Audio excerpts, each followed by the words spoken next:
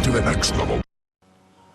Who knew war could be this much fun? Next Level Taken here with a review of The Last Shot. This is the version on console. I would like to note that I received a free review copy of this product from Keymailer and the devs. The Last Shot on consoles. It's available on PlayStation, Xbox, Steam. It's also on Nintendo Switch. It's $9.99 generally. Sometimes it's on sale. Just came out September 18th. Fantastic game. And again, just because I got a review copy doesn't mean I'm going to tell you lies or I'm going to tell you that I think it's great and it's really not, because I don't want you going out there spending your hard-earned money buying something that you think you're going to like and then you find out it's absolute crap. I've played plenty of games I've gotten review copies of, and either way I'm going to tell you if it sucks or not. This game is very intriguing. You can tell right from the art style alone. You play in a steampunk, steam diesel world, war-torn. Even though it's a serious subject matter, there is some levity, there's some humor. There obviously the art style, hand-drawn animation, very cool stuff. It does look like the character looks a little bit like The Simpsons or Futurama. I think he looks more like Fry. I've heard some people out there say he looks like Mr. Burns, a young Mr. Burns. I don't think so, but definitely looks like the artists, the devs, were fans of The Simpsons, Futurama. The game reminds me of Machinarium, however you pronounce it, which is also a fantastic game. Beat that game, love that game. Can't say enough good things about that game. I paid and bought that game, but I would pay and buy this game in a heartbeat. It's that good. It's a platform puzzle game. If you don't like puzzle games, you're not going to like this. If you don't like platformers, you're definitely not going to like this. So y'all can just see yourself out. Bye. Thanks for coming. Bye, Felicia. To the rest of you, if you like puzzle games, if you like platformers, if you like puzzle platformers, if you like quirky games, if you like Mario vs. Donkey Kong, things of that nature, you're going to love this game. This game has so much charm. It's an indie title that I wish would get more exposure. I wish I was a bigger YouTuber, because me doing a review of this and me telling you to go buy this and me telling everybody to go play this is not really going to probably move the needle. But if a huge YouTuber, if some of the retro YouTubers out there, if they said, hey, go play this game, go buy this game would sell out. Well, it's not going to sell out because it's digital, but you get the point. Now, some of the stages they're not really broken up into stages, but some of the parts, some of the chapters can seem to drag on a little bit, the environments, but it does get broken up. The monotony gets broken up by the fact that you can ride vehicles. There's choppers, there are trains, there's different things that you can maneuver. There's even a Rocketeer-like segment of the game. All the puzzles make sense for the most part. There's nothing where you're gonna have to combine a plunger with a dart, with rope, and maybe a bucket, and then make some crazy contraption to get your way out. No, you have a couple tools at your disposal. You can fix things, you can hammer.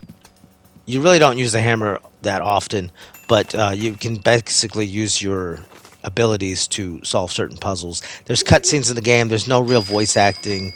There's some gibberish, but the cutscenes do a decent job of telling you the story of you and your loved one, or a girlfriend, wife, fiance.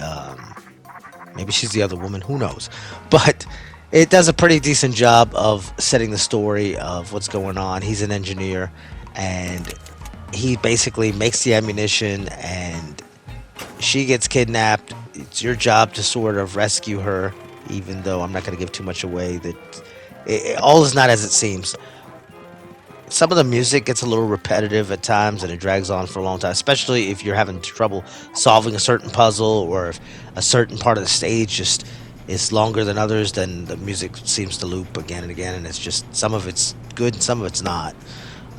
But generally the music is pretty varied. It gets better as the game goes on, and a lot of the puzzles are interesting, logical puzzles to solve. Rarely did I ever get stuck. I might have got stuck briefly for a few minutes and then figured it out.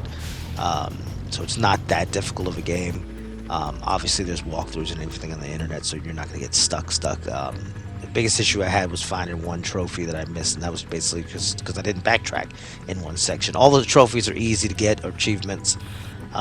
So trophy hunters out there, have at it. Although apparently only 10% of the people who have played this game have gotten a platinum. So that's kind of interesting. There are some glitches, although few and far between.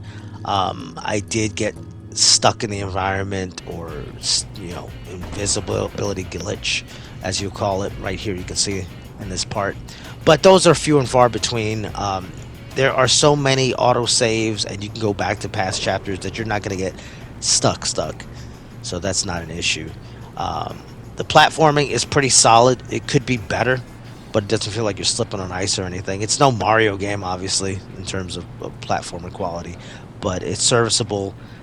It's primarily, first and foremost, a puzzle game with some platformer elements to it. And as a puzzle game, it succeeds. And I usually don't. I'm not a huge fan of puzzle games. I do enjoy them, but I'm not like the biggest fan of puzzle games. And I'm telling you, I love and adore this game.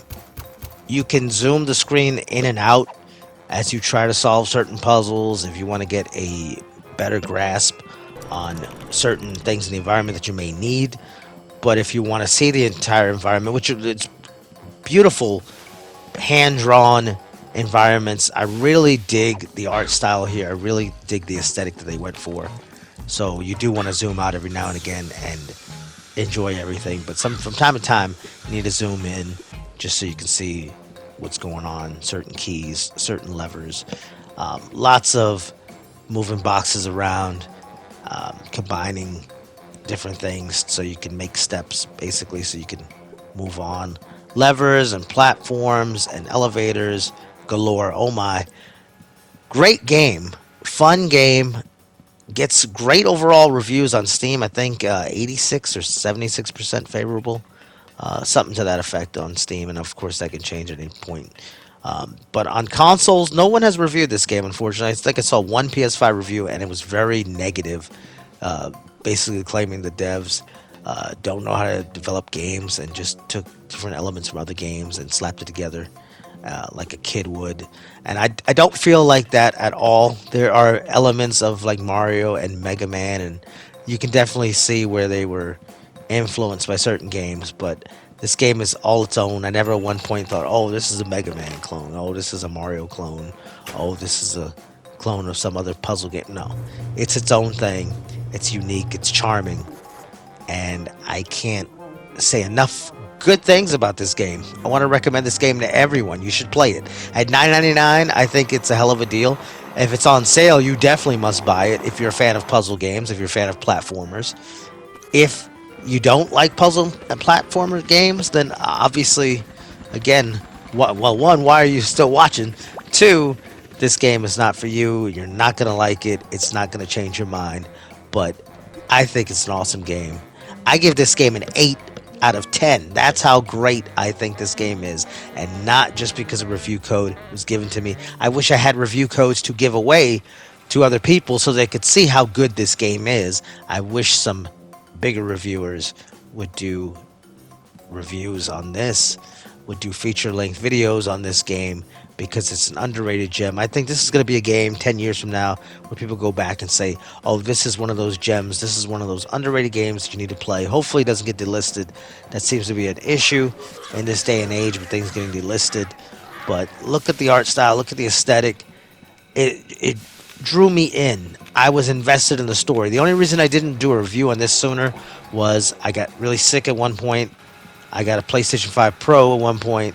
I had to move all the data over. I had a lot of different things going on. I had gotten a little distracted by Call of Duty Black Ops 6, which I still am to a degree. So I had a lot going on. Work, obviously. Family, other things going on. So I would have done a review on this weeks earlier. But better now than never. Look at that. That's a classic nod to the picture from New York City of the workers. I mean, this game just oozes personality, oozes charm. This game is awesome. Do yourself a favor and play this title. Hopefully, maybe they'll make a demo available. I don't think a demo would really help them any. I think a demo, it would either... The people that were going to buy it were going to buy it anyway. And a demo probably would maybe turn some people off. I hate to say that, something like that, but I don't think it would like move the needle as far as overall sales. But The Last Shot on consoles, $9.99, PlayStation, Xbox, Nintendo Switch, Also available on Steam. Great, quirky, innovative puzzle platforming action with an unlikely hero who looks like somebody straight out of Simpsons, but there's nothing wrong with that. Do yourself a favor and pick this gem up today. It's been Next Level Taken. I do thank you for watching. Enjoy the rest of the video. All 22 minutes and 46 seconds of it. Until next time.